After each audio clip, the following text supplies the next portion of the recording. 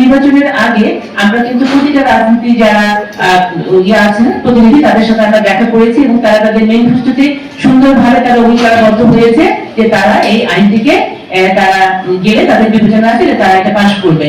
এখন আমরা বলবো যে প্লিজ কিপ ইউর প্রমিস।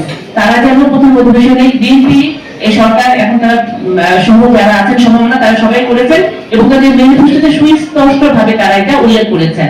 তো আমরা চাই তাদের যে প্রতিশ্রুতি তারা যাতে সেটা রাখে।